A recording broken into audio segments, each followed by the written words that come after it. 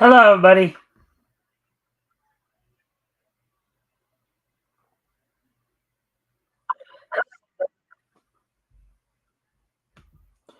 All right, so today is Wednesday, September 18th, 2024. Welcome to the Mikestand, everybody. Of course, this is the middle of the week, so it's commonly referred to, of course, as hump day because, of course, getting over the hump of the week, as it were.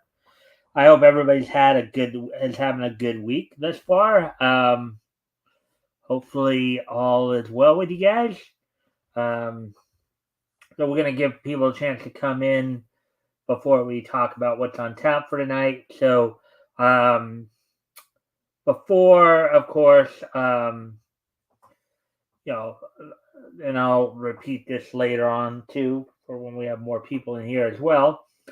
I have decided to make it official that we will be making some changes to the mics, and I've mentioned this the last couple of days. First on the Sunday show, and then last night. So I have gone ahead and at least started kind of the ball rolling, as it were, with some scheduling stuff. But basically, starting essentially the last week of October, actually, um, we'll be making some changes to the mic stand. So first off, of course, we're moving the historical. We still will have the historical comic retrospects on Fridays through October. Through October 25th will be the last Friday episode of the historical comic retrospect. The next episode of that particular show will be on Sunday, November the 3rd. So starting in November, will be basically historical comic retrospect will be moving to Sundays. Also, um, um, we'll be pushing the we'll be pushing the we'll be basically going earlier throughout the week on Monday through Thursday. The show will starting October 27th. The shows Monday through Friday will be on at 5 instead of 6. So starting October 27th, we'll be moving to 5 p.m. Pacific, 8 p.m. Eastern. Basically moving up an hour earlier. Um, Also, of course, Fridays with us moving. So, um, our last weekend edition, a panel show, will be Sunday, October 27th. That'll be the last panel show, and then the following Sunday, we'll be doing the historical comic retrospect then. And that week also will be the first night where Friday will be another Niche News night. So basically, starting on the 27th, that would be when our changes made.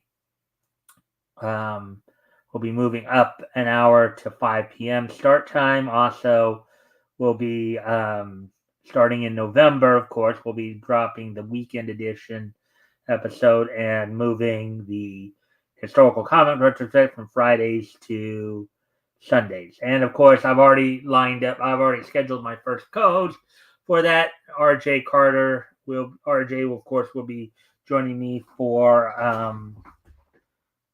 RJ will be joining me for that first week as on Sunday. Um, in which we will be doing the historical comic retrospect on Sunday. We'll, of course, that first week we'll be looking at DC, among others. That will be Batman #1. A couple of books we'll be reading as well as going through some other stuff there. Now, this Friday, of course, we'll be looking through Novelty Press. I did originally have Rick scheduled. I decided to put him back up because he's told me go ahead and send the link. So Rick is scheduled to be with me, depending on if he can get off of work or not. So, but with that, I hope everybody's having a good week. Let's see, we're coming up on 5 minutes now. Okay. If you haven't already, of course, you guys can help out by liking and sharing this thing. See if we can get some more friendly people in here to engage. That'd be appreciated. Also, anything here grabs your attention, feel free to comment and or ask questions, and we will try to and I will try to answer the questions to the best of my ability. Let me just take care of this here. And of course, for any news on the show or on the channel here, you can always look to the community page. I post stuff as needed. I did make a couple of postings earlier today. Again, further explaining the changes and all that. So, and the upcoming schedule starting in November, as we will be covering April, starting November 3rd, we'll be covering April of 1940. So, so with all that being said, let's see. We're now coming up on 6 minutes here, so I guess I'm going to go ahead and talk about what's on tap for tonight, and then we'll get into the art. So, of course, we've got a couple articles we're gonna go over tonight. And a couple articles we're gonna go over tonight. Those articles are both from Bounding Into Comics. One comic related, one anime related. So, Mike Mignola actually thanks his former Marvel Comics X-Men editor, basically for giving him the inspiration to get Hellboy going. Also, the Pokemon Company wins a historic $50 million copyright lawsuit against a Chinese clone. So, anyways, I do need to step away from the computer for a quick moment here, but I'll put some music on to entertain you guys while I'm gone. I'll be right back as soon as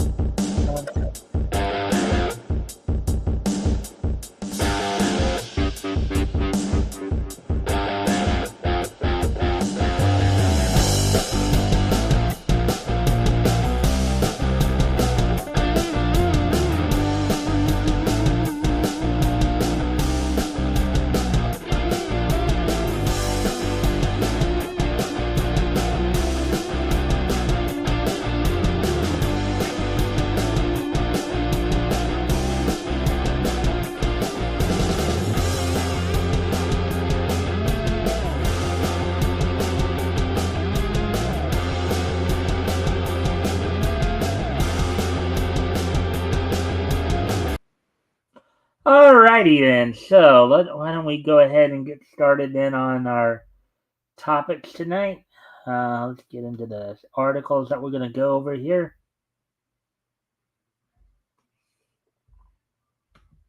And of course, we'll have later on the wrestling roundup in the This Day in Each History segment, full plate as always. So with that, let's go ahead and get started here. As I said, if anything here that we talk about tonight grabs your attention, feel free to comment and or ask questions. Also, if you haven't already, you guys can like and share the stream, see if we can get some more friendly people in here to engage. That'd be appreciated.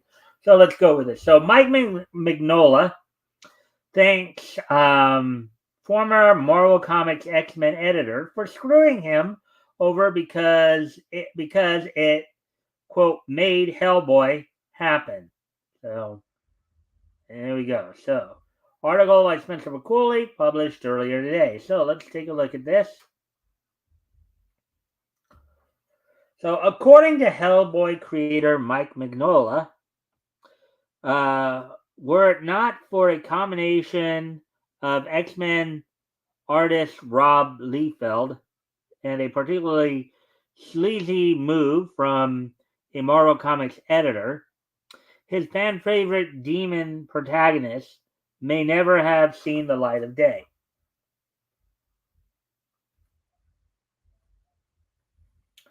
The esteemed comic book creator revealed the true circumstances of Hellboy's origins during a recent interview given to Screen Rant's Owen Danoff in promotion of the streaming release of the biographical documentary Mike Mignola, Drawing Monsters. Wow, that's kind of an interesting title there. Amidst a larger reflection of his long-standing industry career, Mignola was eventually pressed by as to whether or not there, quote, was there a specific moment that was the impetus for you to leave Marvel, unquote. In turn, the comic book veteran recalled, quote, that's one of the real big turning point moments that I remember so clearly. Unquote. Let's see as he talks more about it what that may be. Let's see.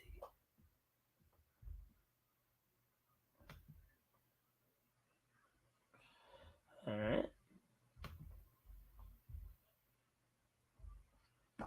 Quote, I was on a completely different track at that point, quote, unquote, he told Danoff.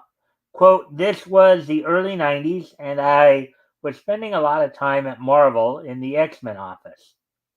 This was the really brief, super commercial version of me.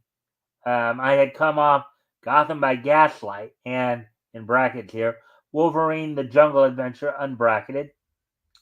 I had these two big projects lined up. And then I have jokingly said to the X-Men editor at the time, in small quote, Rob Liefeld, he's not the best artist, but there's a lot of enthusiasm in his stuff. What would it be like to work over his layouts? Unquote. Oh boy. Yeah, even tongue in cheek, you got to be careful of saying that kind of thing. He said it half jokingly though, so but let's see where this goes. He said, quote, he said in small quote, why don't you try that? So I did an issue of X Force, in brackets, volume 1, number 8, over Rob's thumbnail layouts, unquote, said Mignola. Quote, it was fun to do, but I had said, in smaller quote, let me do the cover if I'm drawing the comic, in brackets, because I'd spent so many years doing covers for other people's books. The editor said, in smaller quote, okay, you can do the cover, unquote.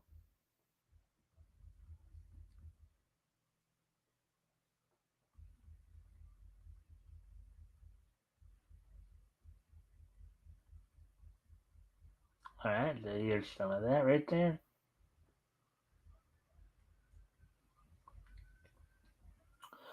Let's see, quote, I designed a cover where I would do 3/4 of it and Rob would do the rest because he was doing a framing sequence in the book and I got approval for the idea, but never got the go ahead on the cover.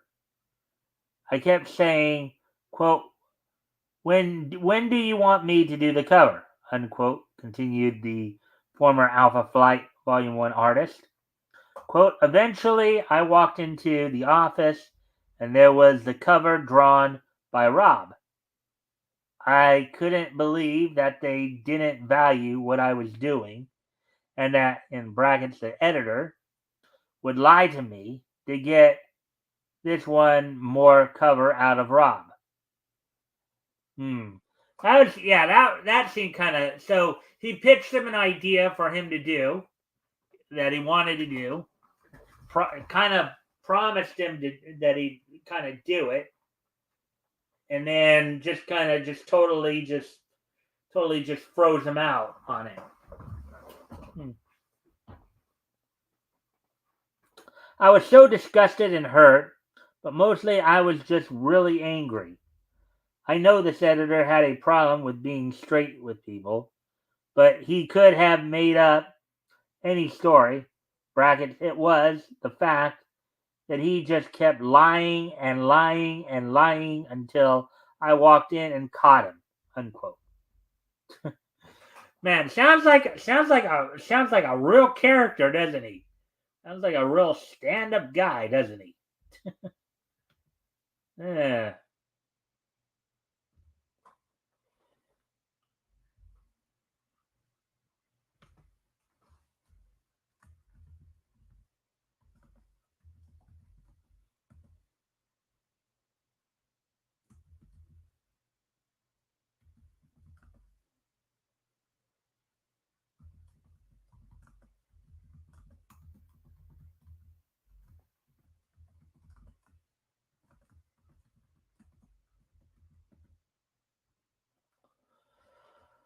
Alright, so anyways, going back to the article here then.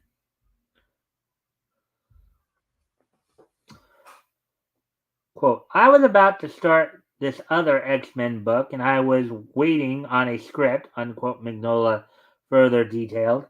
Quote, it was a 4-issue miniseries and it was going to be a high-profile book. I said, in small quotes, if I haven't gotten the script in the next 24 hours, I'm out of here. Small quote. 24 hours came and went, and the script didn't show up, so I called and said, quote, I'm gone. Get somebody else. That book had actually never been done. Smaller quotes. Sounds like a lot of shenanigans going on there.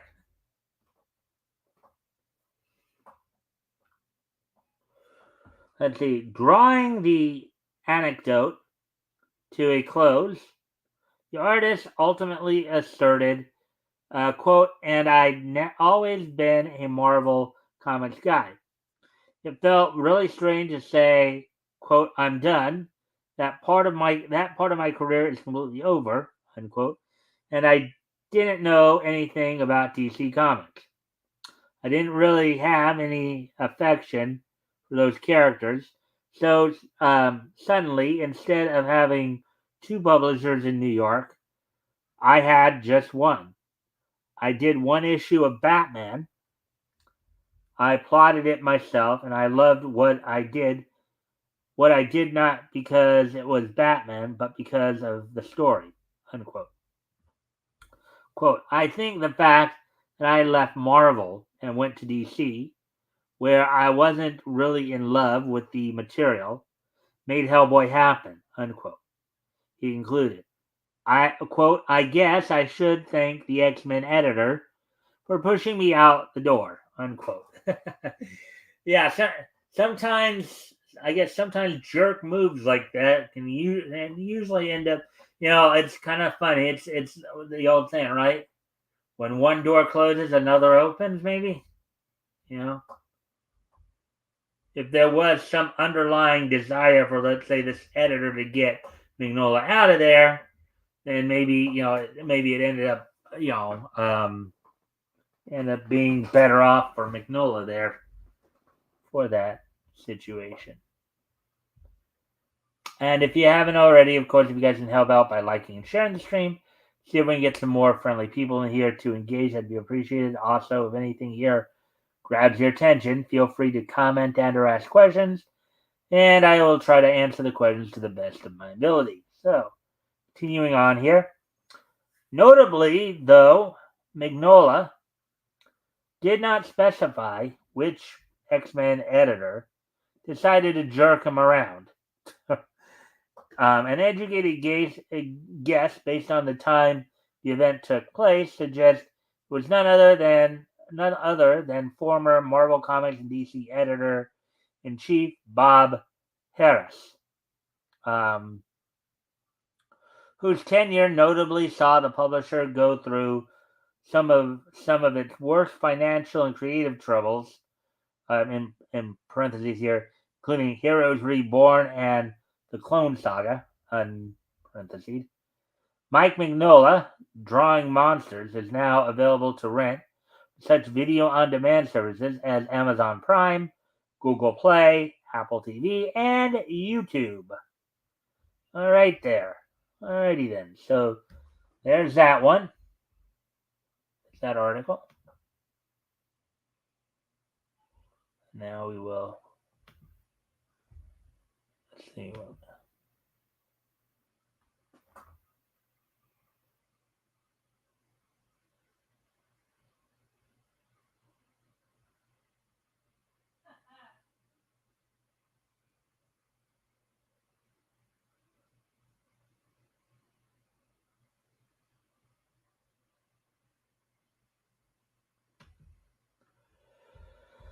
All right. So, anyways, get ready to move on to the next article. As I said, let's see, we're at the 20-minute mark here, so that's actually.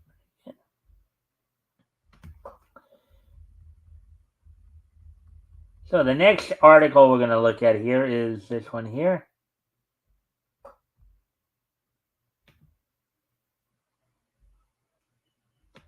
Also, if anything here grabs your attention, feel free to comment and or ask questions. I'll try to answer the questions to the best of my ability. So, with that being said, the Pokemon Company wins historic $15 million copyright lawsuit against Chinese clone. Article by Jorge Arenas. Let's see. And published earlier today. So, let's see what we got here. The Pokemon Company has won a major legal battle against several Chinese firms over copyright and intellectual property theft. The court ruling, handed down by the Shenzhen Intermediate People's Court, ordered one company to pay more than $15 million in damages for creating a game that infringed on the Pokemon Company's iconic characters and trademarks.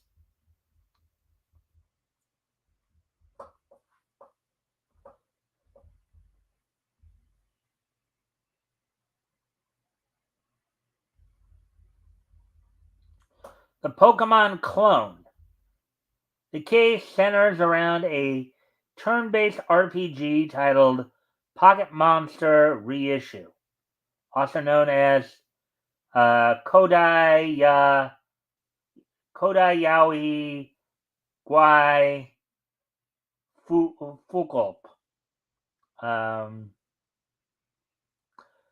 According to the lawsuit, it reportedly copied key elements from the original Pokemon franchise. Not only were characters like Ash Ketchum and Pikachu allegedly lifted directly from the Pokemon games, but the overall game design closely mirrored the mechanics.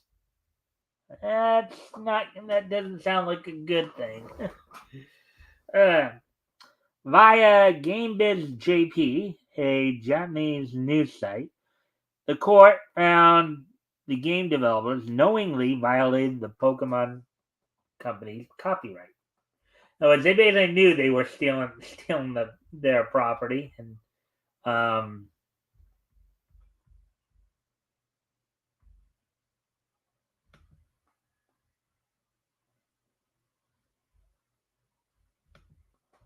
copyright infringement and massive profits.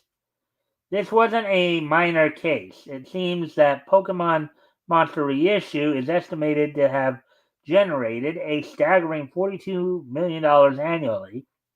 Despite this, the Pokemon Company originally sued for $72 million.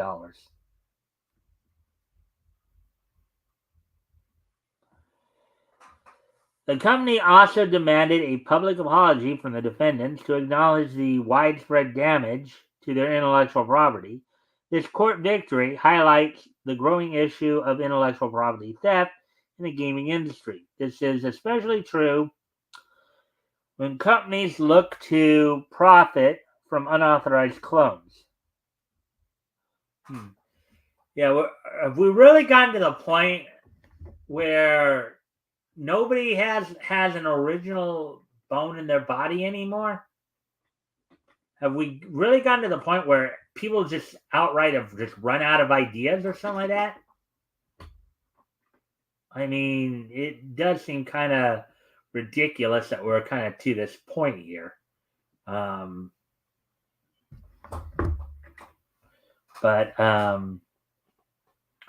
the 6 companies involved in the lawsuit were ordered to bear joint liability, although some are reportedly planning to appeal the ruling.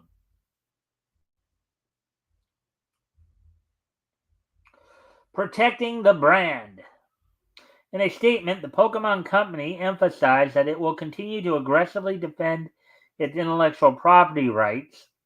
Quote, "We will take necessary actions to protect our franchise, ensuring that fans worldwide can continue to enjoy authentic Pokemon content," unquote, a spokesperson said. The company's efforts are in line with other industry leaders who are increasingly taking legal action to combat knockoff games. This is particularly true in regions where intellectual property laws have historically been harder to enforce.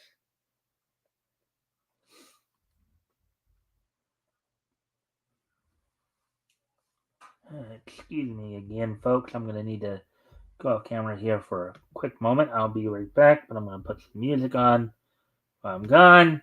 I'll be right back.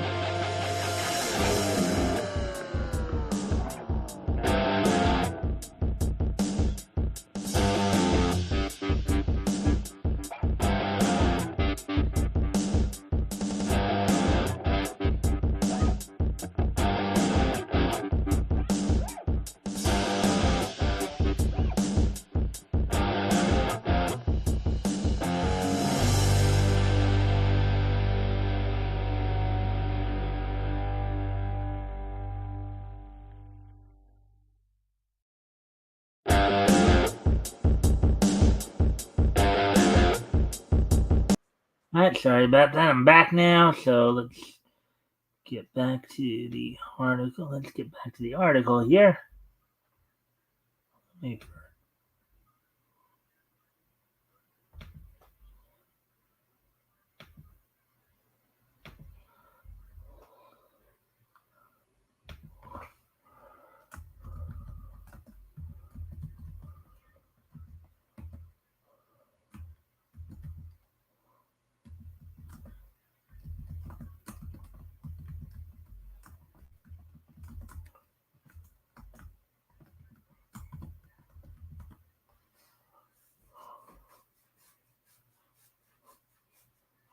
Alright, so anyways, we continue on here. Let's see. So, what makes the ruling, this ruling significant? Shows that even in international courts, copyright violations are being taken seriously. It also serves as a warning to other developers looking to capitalize on the success of established franchises without proper authorization. There's a side duck right there. Global implications. Protecting intellectual property is becoming more complex over time, especially true when dealing with cross-border legal issues. China is a country that has often been criticized for lax enforcement of IP laws. But now it seems to be starting to see courts like Shenzhen's take stronger stances against these kinds of violations. With gaming revenues soaring across the globe, successful franchises are increasingly attractive targets for copycat developers. The Pokemon Company's victory, in this case, could encourage more companies to pursue legal action against infringing products.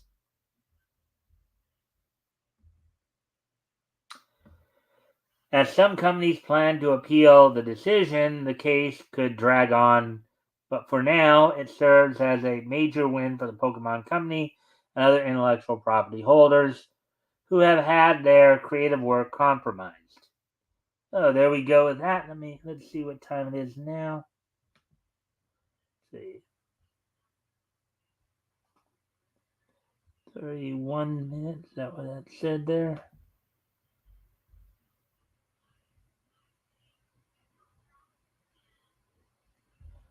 All right. So let's see. I guess we can. Let's see if there's any quickies over on Bleeding Fool at least. See if there's maybe a quickie over there, that quickie article over there that we can touch upon before we.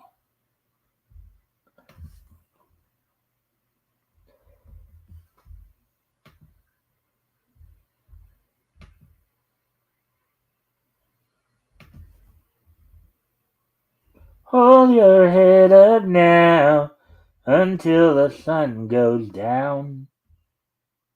Right, nothing there.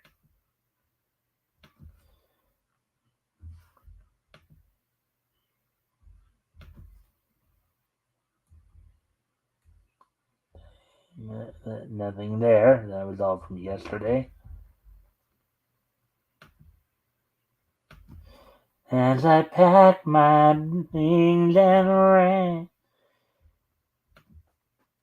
far away.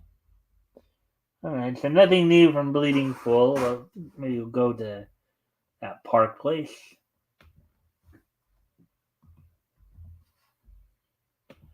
See if there's anything new there on some of their stuff. That one we saw yesterday.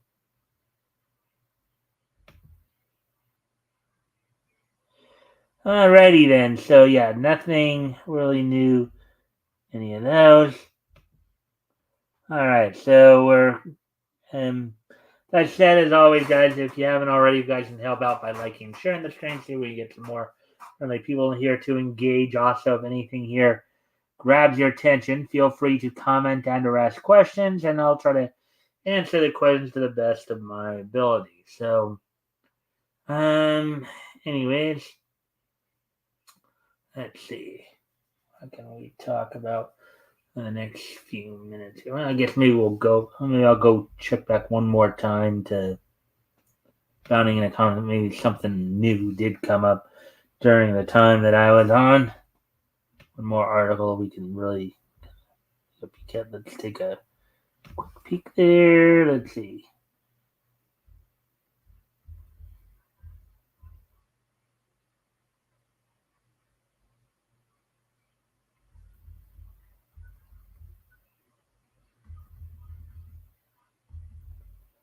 I guess another story in the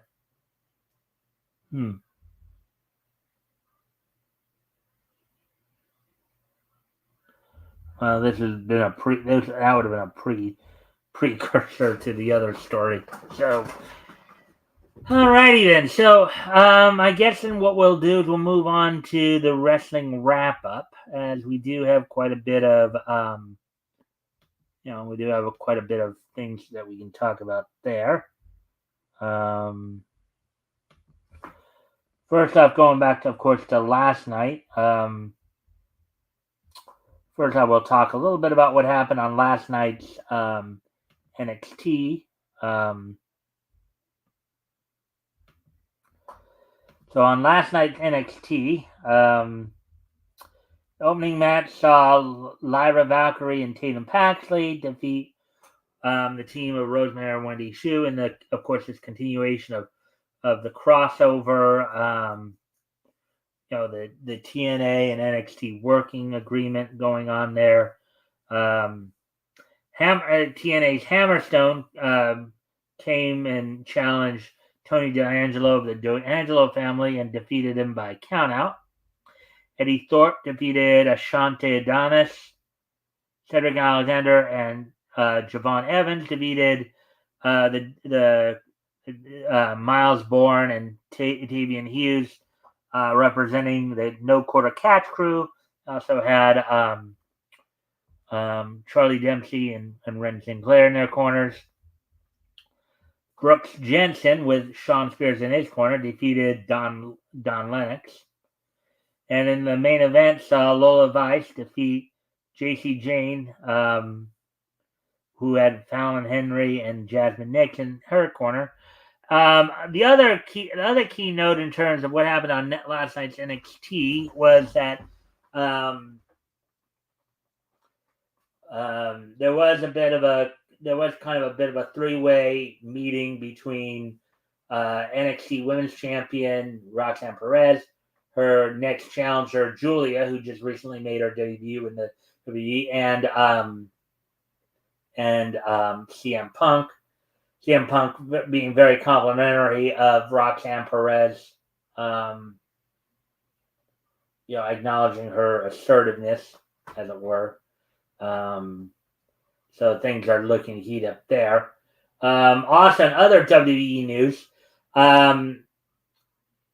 Titan Towers is finally up for sale. They finally have fully closed. They'd moved out of the building a while back to move to their new, I think, corporate headquarters in Florida, I believe. But Titan Towers has finally been shut down in Connecticut. The WWE logo has been taken down from there. And the building is now up for sale. And the WWE has also been. I mentioned yesterday that Sheamus had recently signed an extension of his contract. He's locked in. It looks like WWE is trying to lock in a lot of their talents for the foreseeable future. So there's been a lot of talk there in that. As, of course, they continue to build up towards the Bad Blood pay-per-view coming up on October the 5th. So,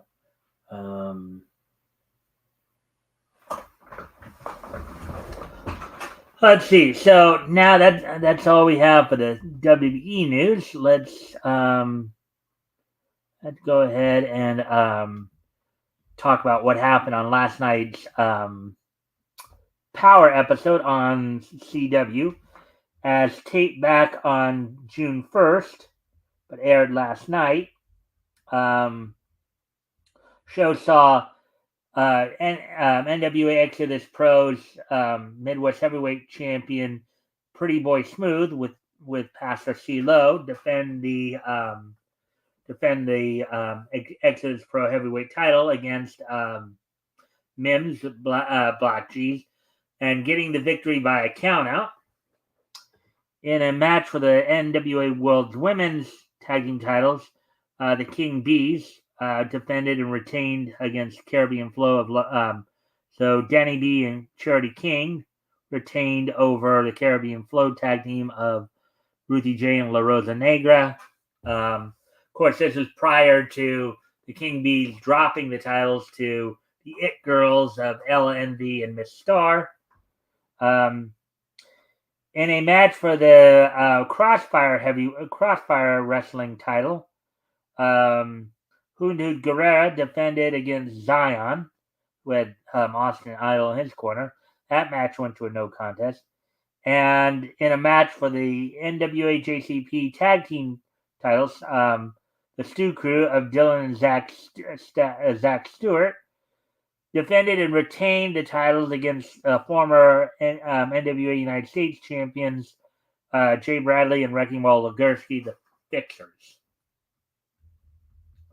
So that all happened on last night's NWA show. As of course their next big show will be in late October.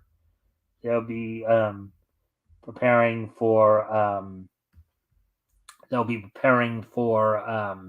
Samhain coming up in late October. Now let's talk about what's happening tonight on Dynamite. On tonight's Dynamite, Hook will be taking on JD Inc. in a non-title match. I think then you have a tag team match. AEW Women's World Champion Mariah May teams with the Professor Serena Deeb to answer the challenge of Queen Aminata and Yuka Sakazaki. Ricochet takes on the Beast Mortis in what should promise to be a very highly anticipated athletic contest. And the main event, we'll see in a 6-man tag match. The Elite Trio of the Continental Champion Kazuchika Okada teaming with the AEW World Tag Team Champions, the Young Bucks, Matthew Nicholas Jackson, taking on the Don Callis family of Kyle Fletcher and Konosuke Takeshita, as well as AEW International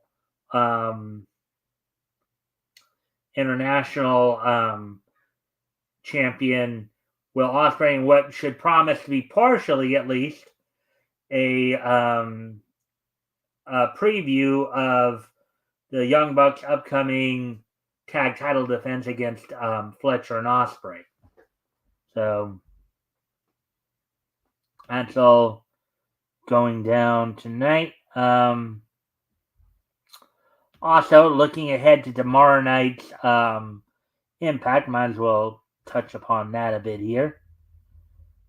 Looking ahead to tomorrow night's Impact on TNA, and we'll go over that again.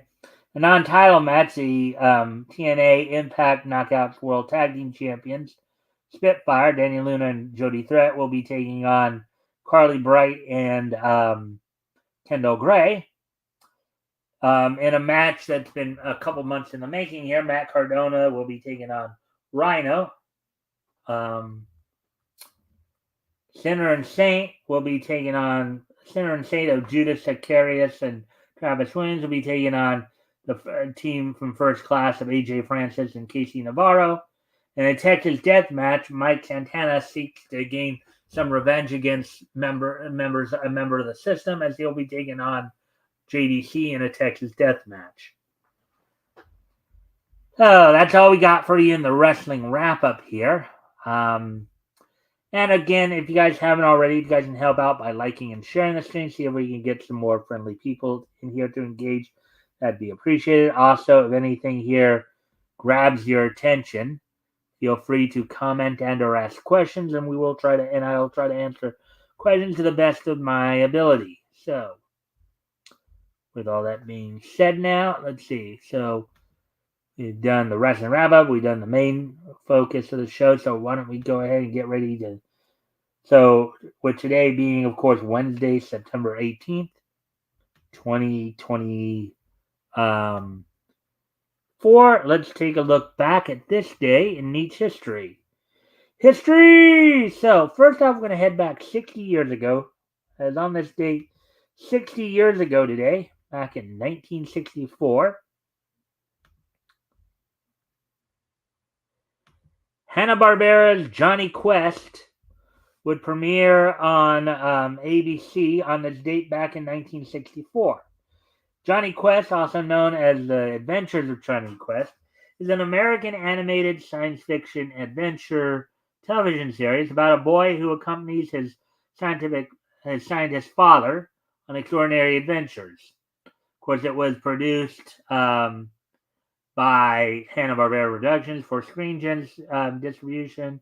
It was created and designed by comic book artist Doug Wildley.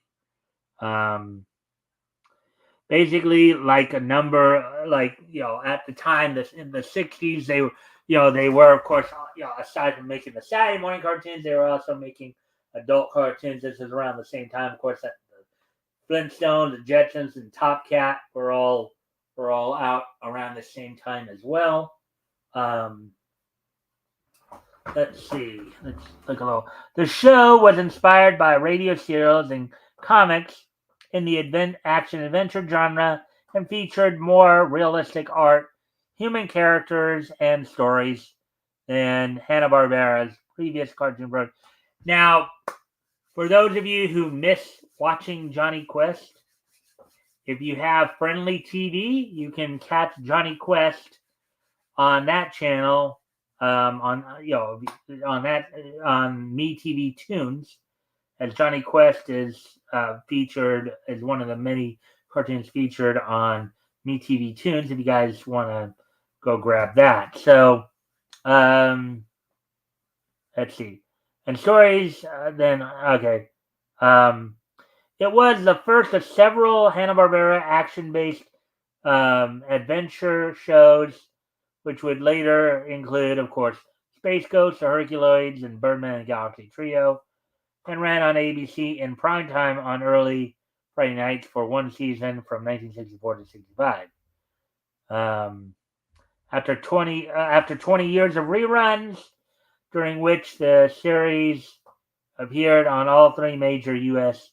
television networks of the time, new episodes were produced for syndication in 1986 as part of the Fantastic World of Hanna-Barbera's second season. 2 telefilms, a comic book series, and a revival series, The Real Adventures of Johnny Quest, were produced in the 1990s. Of course, the voice cast you could hear included, of course, Tim Matheson as Johnny Quest. I believe Danny Bravo provided the voice of Haji. Mike Road provided the voice of Ray Spannon, as well as, of course, later Xandor of the Herculoids, and John Stevenson. Of course, you also would have Don Messick, Vic Perrin, and Henry Corden also provide their voice talents for this show. So, on this date, 60 years ago today, the first episode of Johnny Quest premiered on ABC's Friday night lineup.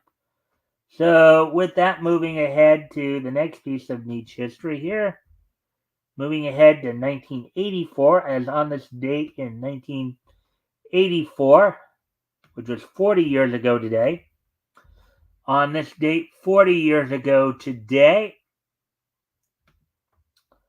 the 350th issue of Thor from Marvel Comics went on sale on this date back in 1984. It sold for 60 cents. It was 32 pages. The story was Ragnarok and Roll, written and drawn by Walter Simonson, with lettering done by John E. Workman Jr. and Christy Scheel doing the coloring. And I do need to, once again, real quickly step away from the computer for a moment, guys. Make some lighting adjustments here. I'll be right back.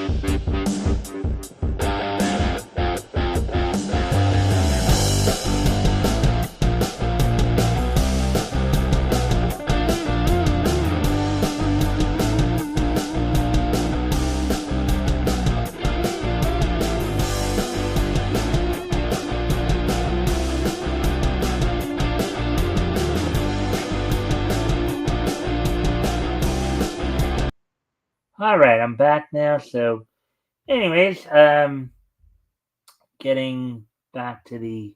All right, so on this date, 40 years ago today, the 350th issue of Thor, and I believe that was issue 1 as well. I think that book basically started all the way back in the 1960s. Yeah, originally titled Journey into Mystery back in 1962. So that was definitely volume 1 of that book. So, anyways, so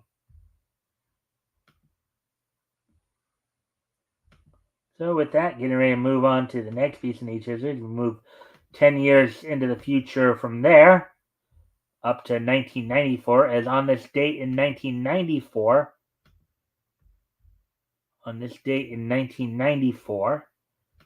WCW held its Fall Brawl pay-per-view from the Roanoke Civic Center in Roanoke, Virginia. There was some, of course, there was some.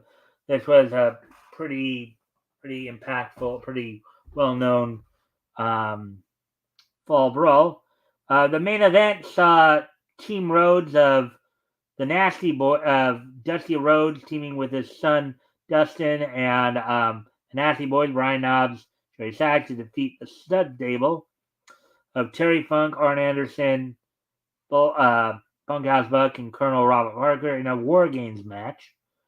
More of the more traditional style War Games match in which it was, 2 teams of 5.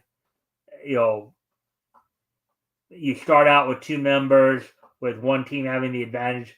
You have a person coming. You have members of the alternate teams coming in alternatively, and then when all 5 members of each team, when all their members are in there, all 5 members of each team are in there. That's when that's the only time when you can win the match. In which, and as Dusty had originally done it, it would submit you could only win via submission or surrendering. So, Vader defeated Sting and Guardian Angel in a triangle elimination match. Let's see. Pretty Wonderful defended and retained the WCW. Pretty Wonderful, Pretty Paul Roma and Mr. Wonderful Paul Orndorff defended and retained the WCW World Tag Team titles over Team of Stars and Stripes of Marcus Alexander Bagwell and the Patriot.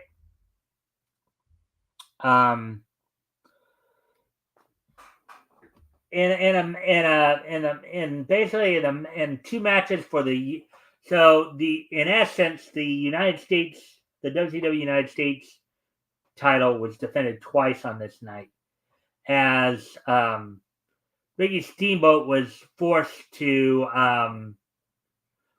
relinquish the title after suffering a career-ending back injury, I believe, after having previously won it at a Clash of Champions in August.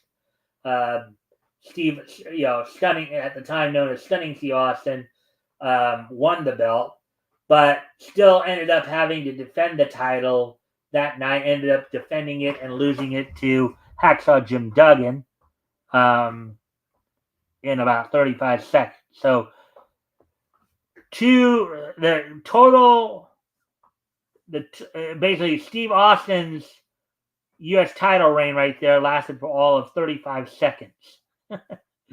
Go figure.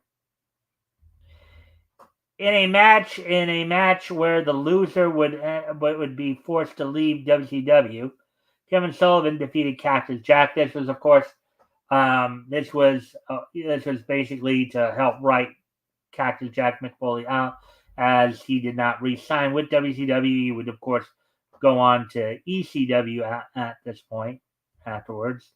Johnny B. Bad defeated Lord Steven Regal, known to some fans as William Regal in WWE. Defeated him for the WCW World Television title. And so that's that. So 30 years ago today, WCW held its Fall Brawl event from the Roanoke Civic Center in Roanoke, Virginia.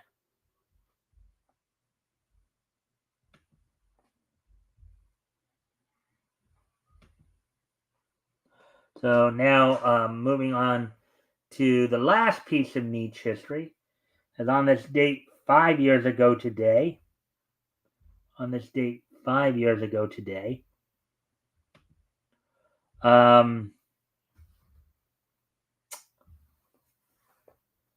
following animes completed their runs on this date 5 years ago today. Lurch's Astra Lost in Space, and Doga Kobo's How Heavy Are the Dumbbells You Lift? Both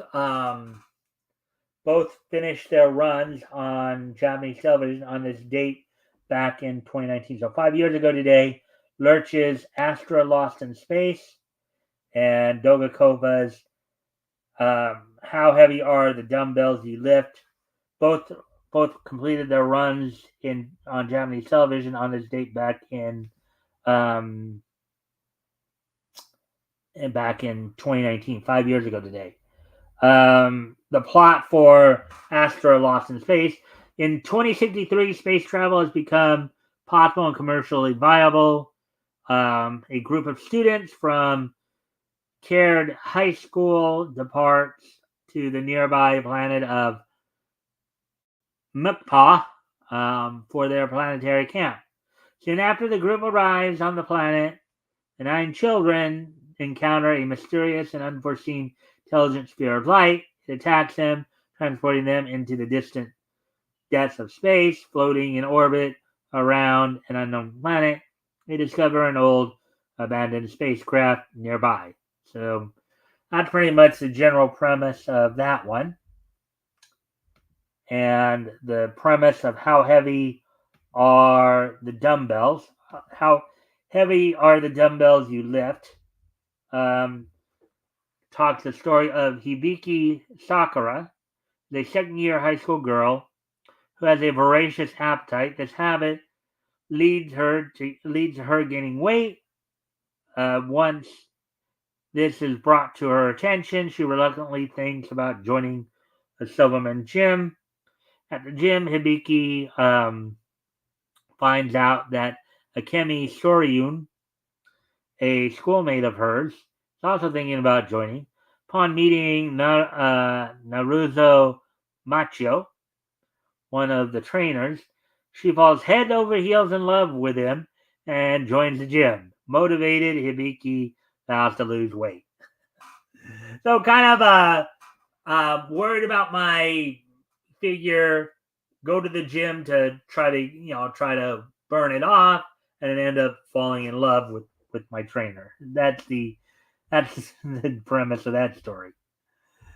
Alrighty then. So with all that being said, of course, let's see now. All right. So with that, again, a friendly reminder that we will be making some changes towards the end of October, early November.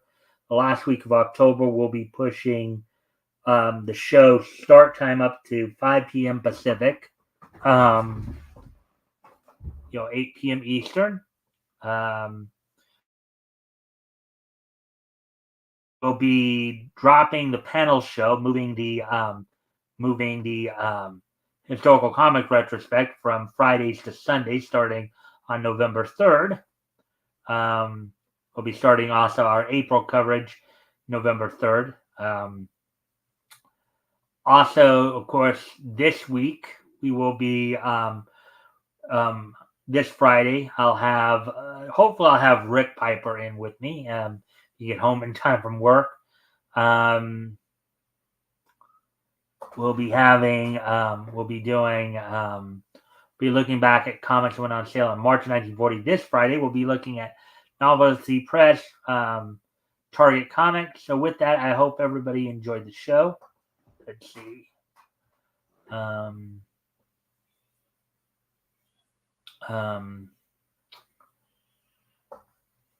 Let's see. La la la la la la la la la la la. La la la la la la la la la la la. La la la la la la la la la la la. La la la la la la la la la la. So anyways, as always, guys, if when you do come, I hope you guys enjoyed the show. Hope you'll help out by liking, sharing the stream to where we can get some more people in here to be able to engage and all that. Some nice friendly people to go over the niche news of the day. Look back on many of our favorite genres in anime, cartoons, comic, manga, and pro wrestling. So with that, I do thank you guys for being here, and hope to see everybody back here tomorrow. Bye.